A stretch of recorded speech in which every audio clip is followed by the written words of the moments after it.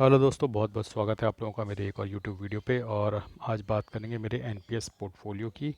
दोस्तों, जैसा कि आप जानते हैं कि आज यानी कि 28 अक्टूबर को मार्केट काफ़ी गिर चुका है। आज तो खैर थोड़ा रिकवरी हुई है, लेकिन मार्केट काफ़ी गिरा हुआ है और काफ़ी फॉल आया है मेरे पोर्टफोलियो में, चाहे वो मेरे म्यूचुअल फंड के पोर्टफोलियो हो, चाहे मेरे शेयर्स के पोर्टफोलियो या फिर मेरा एनपीएस का पोर्टफोलियो।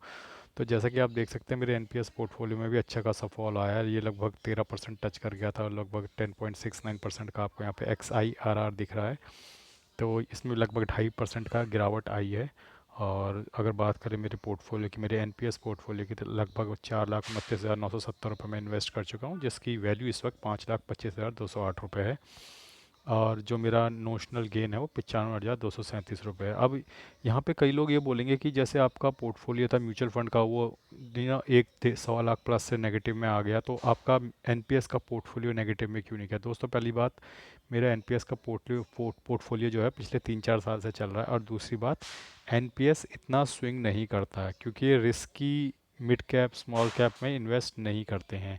एनपीएस का रिटर्न भी म्यूचुअल फंड से कम होता है और एनपीएस का फॉल भी म्यूचुअल फंड से कम होता है। जब भी मार्केट गिरती है तो आप देखेंगे म्यूचुअल फंड पोर्टफोलियो, अगर आपने मिड कैप स्मॉल कैप में ज़्यादा एक्सपोजर है आपका, तो वो बहुत तेज़ी से गिरते हैं। लेकिन जो ये है एनपीएस, ये बहुत तेज़ी से नहीं गिरता, बढ़ता भी नहीं है। दोस्तों, ये भी बात ध्यान में रखिए कि बढ़ता भी तेज़ी से नहीं है, लेकिन गिरता भी तेज़ी से नहीं है। तो जैसे कि आप देख सकते हैं कि मेरा पोर्टफोलियो जो 13% एक्साइर था वो घट के 10.69 हो गया है, बस इतना ही हुआ है। और जो मेरा मुनाफा था वो लगभग 1,05,000 से घट के 95,000 95,000 हो गया है, इतना ही हुआ है।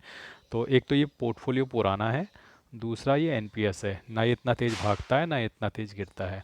अगर बात करें मेरे रीसेंट इन्वेस्टमेंट की, तो आप देख सकते हैं कि मेरी जो पहले की इन्वेस्टमेंट थी अप्रैल की मई में हुई थी, और मई की जून में हुई थी, जून की जुलाई में, जुलाई की अगस्त में, फिर वॉलंटरी कंट्रीब्यूशन भी आप देख सकते हैं। जो तो मेरी लास्ट जो कंट्रीब्यूशन है वो आई थिंक ये हो गई है 5 अक्टूबर को। हालांकि यहाँ पे फ़िलहाल अपडेट नहीं हुआ, लेकिन 5 अक्टूबर को मेरी लास्ट कंट्रीब्यूशन हो गई है, अगर मैं गलत नहीं हूँ तो। नहीं नहीं, ये तो उन्होंने अपने चार्जेस काटे हैं। अभी मेरी जो अक्टूबर की इन्वेस्टमेंट है वो अभी अपडेट नहीं हुई है। आई थिंक जल्दी वो यहाँ पे अपडेट हो जाएगी, तो जैसे ही वो अपडेट होती है मैं अगली अपडेट में आपको उसके बारे में दिखाऊंगा भी। तो दोस्तों, यही है फ़िलहाल सिचुएशन मेरे एनपीएस पोर्टफोलियो की। और जैसे कि आप देख सकते हैं कि मैं टायर 1 में हूँ, स्कीम 1 2 3 में 51%, 2 में 16% और 3 में 33% है परसेंटेज। और फिलहाल 95,237 रुपये का नोशनल गेन है। नोशनल में से इस्तेमाल कर रहा हूँ क्योंकि ये मैंने अभी बुक नहीं किया है। जब तक बुक ना करो तो ना ना लॉस रियल होता है ना गेन रियल होता है, वो नोशनल ही कहलाता है। तो ये नोशनल गेन है। 5,25,208 रुपये मेरी करंट वैल्यू है। और थोड़ा समय पहले तक ये थोड़ा बढ़ी हुई थी, लेकिन अब मार्केट का ज़बरदस्त फॉल आया है, उसकी वजह से मेरी एनपीएस पोर्टफोलियो भी घट गया है। बट आई थिंक इतनी गिरावट के बाद भी 8% लगभग निफ्टी गिर चुकी है, और मेरा पोर्टफोलियो ने ठीक ठाक डाउनफॉल को एब्जॉर्ब किया है।